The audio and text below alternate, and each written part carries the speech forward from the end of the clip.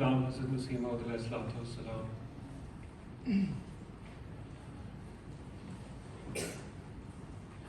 جو خاک میں ملے اسے ملتا ہے آشنا، اے آزمانے والے یہ نسخہ بھی آزما،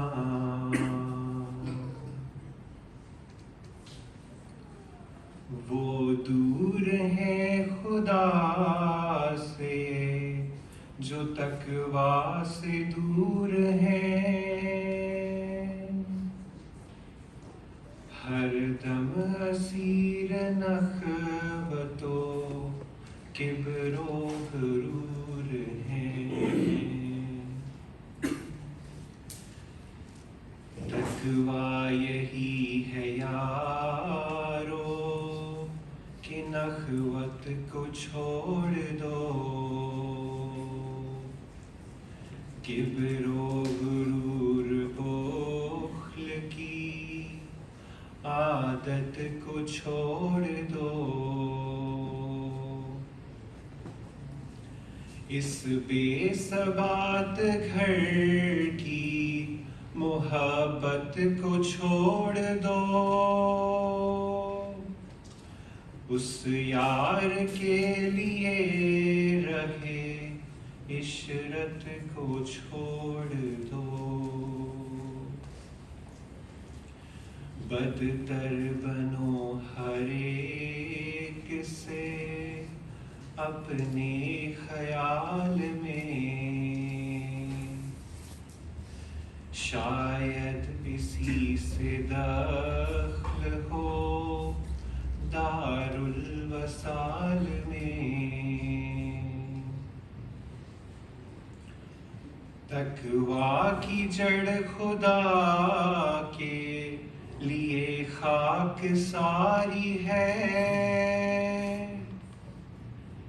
عفت جو شرط دی ہے وہ تقویٰ میں ساری ہے، ڈھونڈو وہ راہ جس سے دل و سینہ پاک ہو، نفس دنی خدا کی اطاعت میں خاک ہو، جو خاک میں ملے اسے ملتا ہے آشنا، جو خاک میں ملے اسے ملتا ہے آشنا، اے آزمانے والے یہ نسخہ بھی آزما، اے آزمانے والے یہ نسخہ بھی آزما۔ محمدًا عبده ورسوله أما بعد فأعوذ بالله من الشيطان الرجيم بسم الله الرحمن الرحيم۔ خاکسار کی تقریر کا عنوان ہے مسیح موعود علیہ السلام کے زمانے میں سورج مغرب سے طلوع ہونے کی حقیقت۔ یہ عنوان دراصل حضرت صلی اللہ علیہ وسلم کی ایک عظیم الشان پیش گوئی ہے جو آپ نے آخری زمانے میں آنے والے اپنے مسیح و مہدی کے لیے بیان فرمائی۔ سامعین کرام، ہمارے آقا و مولا حضرت اقدس محمد رسول اللہ صلی اللہ علیہ وسلم اللہ تعالیٰ کی صفت عالم الغیب اور علام الغیوب کے بھی مظہر اتم تھے۔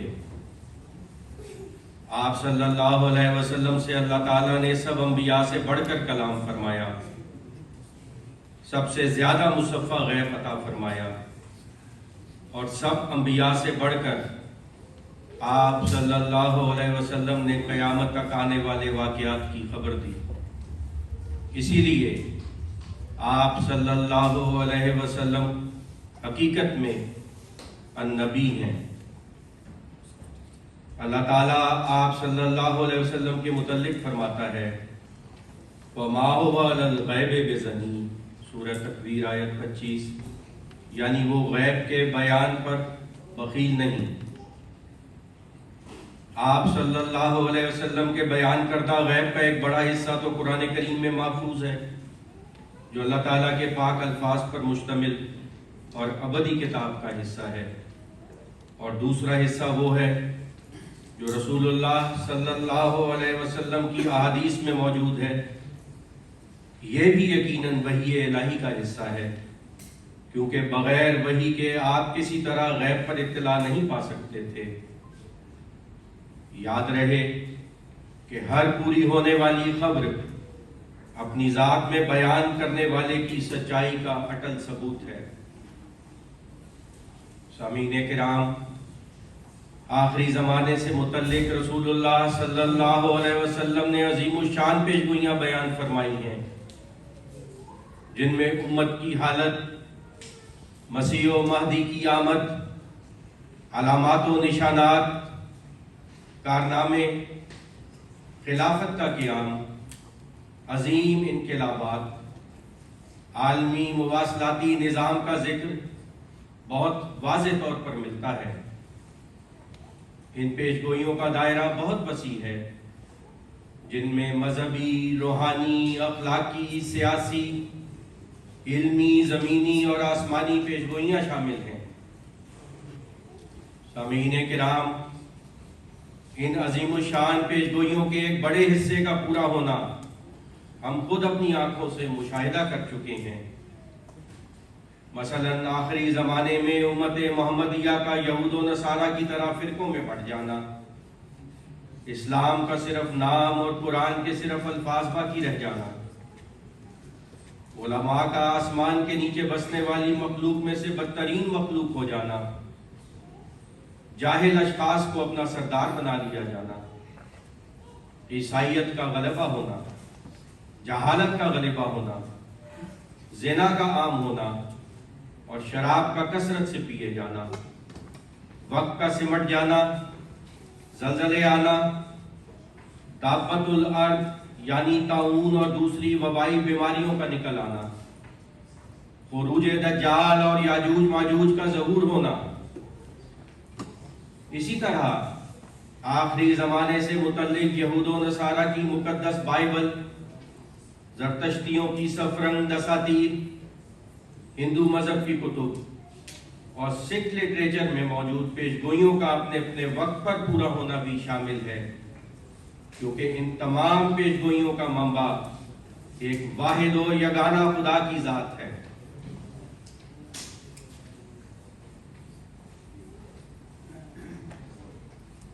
سامعین کرام، یہ ان پیشگوئیوں میں سے صرف چند پیشگوئیاں ہیں جو پوری ہو چکی ہیں، اور بے شمار پیشگوئیاں اور بھی ہوں گی جو انشاءاللہ آئندہ زمانوں میں پوری ہوں گی، اور اسلام کے زندہ خدا اور زندہ رسول محمد رسول اللہ صلی اللہ علیہ وسلم کی سچائی کے تازہ بتازہ نشان دنیا کو میسر آتے چلے جائیں گے۔ اب خاکسار اس پیشگوئی کی طرف آتا ہے جو آج کی تقریر کا عنوان ہے۔ حضرت عبداللہ بن عمر رضی اللہ تعالیٰ عنہ بیان کرتے ہیں کہ حضرت صلی اللہ علیہ وسلم نے فرمایا کہ علامات قیامت کے اعتبار سے یہ نشان پہلے ہوں گے، یعنی مغرب کی طرف سے سورج کا طلوع ہونا اور چاش کے وقت ایک عجیب و غریب کیڑے کا لوگوں پر مسلط ہو جانا۔ سنن ابن ماجہ کتاب الفتن۔ پیارے آقا حضرت خلیفۃ المسیح الخامس سید اللہ تعالی بنصرہ العزیز اس حدیث کا ذکر کر کے فرماتے ہیں، کیڑے کا مسلط ہو جانا جو ہے یہ ہو سکتا ہے کہ طاعون یا اور کوئی وبائی جراثیمی بیماریاں یا جنگوں کی وجہ سے ان بیماریوں کی طرف اشارہ ہو۔ خطبہ جمعہ 30 مئی 2003۔ سامعین کرام، یاد رکھنا چاہیے کہ پیشگوئیوں میں اخفاء کا پہلو ہوتا ہے، اور اہل علم اور اہل فکر کے لیے اس میں اعلیٰ اور وسیع مضامین پنہا ہوتے ہیں، اور پیشگوئیوں کو صرف ظاہر پر معمول کرنے والوں کو ہمیشہ ینقلب الیک البصر خاسئا وہو حسیر کا سامنا کرنا پڑتا ہے۔ سامعین کرام، فلکی تغیرات سے متعلق پیشگوئیوں کو سمجھنے کے لیے ہمیں قرآنی اصل الذی خلق سبع سماوات طباقا ما تری فی خلق الرحمن من تفاوت فارجع البصر هل تری من فطور، اور قرآن کریم میں حضرت یوسف علیہ السلام کا رویا میں والشمس والقمر رأیتہم لی ساجدین، اور حضرت ابراہیم علیہ السلام کا اپنے بیٹے کو انی اری فی المنام انی اذبحک کہنے کی حقیقت کو سمجھنا ضروری ہے۔ ناظرین، آپ نے یہ نبی کریم صلی اللہ علیہ وآلہ وسلم کی پیشگوئیاں آخری زمانے کے بارے میں آپ نے سنی، جو پوری ہو چکی ہیں اور کچھ ہونے والی ہیں۔ مثلاً آخری زمانے میں فتنوں کا ہونا، آخری زمانے میں امت کا 73 فرقوں میں بٹ جانا، آخری زمانے میں علماء کا بدترین ہو جانا، تمام فتنے ان سے نکلیں گے، انہی میں چلے جائیں گے، اور اس کے علاوہ اور بہت سی پیشگوئیاں۔ ایک بہت بڑی پیشگوئی جو ہے وہ پوری ہو چکی ہے، لیکن آپ لوگوں کا اس پہ بالکل دھیان نہیں ہے، وہ ہے کسی کے اختیار میں بھی نہیں ہے، وہ چیز پوری کرنی صرف اللہ کے اختیار میں ہے۔ پیشگوئی یہ تھی کہ آخری زمانے میں جب میرا مہدی آئے گا، چاند اور سورج کو ماہ رمضان میں گرہن لگے گا، ان تاریخوں کو لگے گا، اور بالکل اسی طرح جس طرح رسول کریم صلی اللہ علیہ وسلم نے حدیث میں بتایا تھا، اور اتنے عرصے کے بعد، یعنی 1300 سال کے بعد، اور 13ویں صدی کے آخر میں، آپ 13ویں صدی کے اب 14ویں صدی ختم ہو کے بھی 15ویں شروع ہو چکی ہے، وہ پیشگوئی پوری ہو چکی ہے، وہ امام مہدی آ چکا ہے، اور 1899 میں امام مہدی نے دعویٰ کیا، اور 1894 میں چاند اور سورج کو گرہن لگا ماہ رمضان میں، جس طرح رسول کریم صلی اللہ علیہ وسلم نے فرمایا تھا۔ اس پر کوئی غور نہیں کرتے، یہ پیشگوئی پوری ہو گئی ہے۔ دوسری بات یہ پتے کی بات کہ اگر نبی کریم صلی اللہ علیہ وسلم کی پیشگوئی پوری ہو جائے اور اس کو پھر مانا نہ جائے، یہ بھی توہین رسالت ہے، اور نہ ماننے والے اس پیشگوئی کو پوری ہونے کے بعد نہ ماننے والے توہین رسالت کر رہے ہیں۔ اس میں اس زمانے کے علماء بھی شامل ہیں، اس زمانے کی حکومتیں شامل ہیں، اس زمانے کے عوام بھی شامل ہیں، اس زمانے کے فوجیں شامل ہیں، جو دیکھتا ہے کہ اللہ کی بات اور اس کے رسول کی بات پوری ہو گئی ہے، اور پھر اس پر غور نہیں کرتا اور اس کو مانتا نہیں ہے۔ یہ وہ توہین ہے اس نبی کی جس نے یہ پیشگوئی کی ہے، اور اس کا جواب پھر اللہ تعالیٰ اپنی مرضی سے دے گا، جو عذاب الہی کی صورت میں، جیسا کہ آج کل ہم دیکھتے ہیں کہ عذاب کئی قسم کے مسلمانوں پر آئے ہوئے ہیں، یہودی مسلمانوں پر چھائے ہوئے ہیں، یہودی مسلمانوں کو تباہ و برباد کر رہے ہیں، اور مسلمانوں میں حکومت کا زوال آیا ہوا ہے، مہنگائی کا زوال آیا ہوا ہے، اور پیش گوئیاں ساری پوری ہو گئی ہیں کہ جاہل آپ کے حکمران بن جائیں گے، یہ ساری پیش گوئیاں، یہ کیوں نہیں آپ لوگ ان پہ غور کرتے؟ اس کا اللہ تعالیٰ کو جب غیرت آ گئی تو پھر اللہ تعالیٰ اس سے بڑا عذاب بھی دے سکتا ہے، اس لیے اللہ تعالیٰ کی طرف رجوع کرنا چاہیے اور ان پیش گوئیوں کے پورا ہونے پر جو آپ کی ذمہ داری بنتی ہے وہ ادا کرنا آپ کا فرض ہے۔ وآخر دعوانا ان الحمدللہ رب العالمین۔